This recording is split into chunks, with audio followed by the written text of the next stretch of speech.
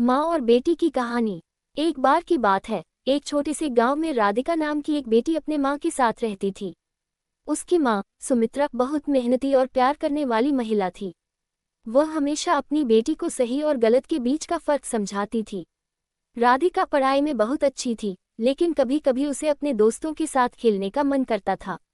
सुमित्रा हमेशा उसे समझाती कि शिक्षा बहुत महत्वपूर्ण है। एक दिन राधिका ने अपनी माँ से कहा, माँ, मैं खेलने जाना चाहती हूँ।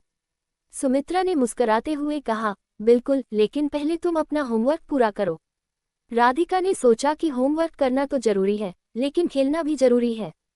उसने होमवर्क जल्दी जल्दी किया और फिर अपनी दोस्तों के साथ खेलने चली गई। खेलते खेलते उसे बहुत मजा आया, लेकिन जब वह वापस आई तो देखा कि उसकी माँ ने घर का सारा काम अकेले किया था।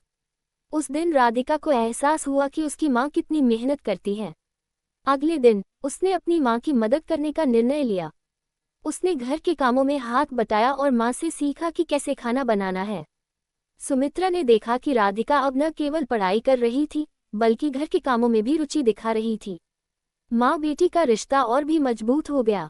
सुमित्रा ने राधिका को बताया, देखो बेटा, मेहनत और प्यार दोनों जीवन में बहुत जरूरी हैं। कुछ सालों बाद राधिका ने अच्छे अंक प्राप्त किए और कॉलेज में दाखिला लिया। उसने अपनी माँ का सपना पूरा किया और उन्हें गर्व महसूस कराया। इस तरह माँ और बेटी के बीच का यह अनमोल रिश्ता न केवल प्यार से भरा था, बल्कि एक दूसरे को समझने और सहयोग करने का भी था।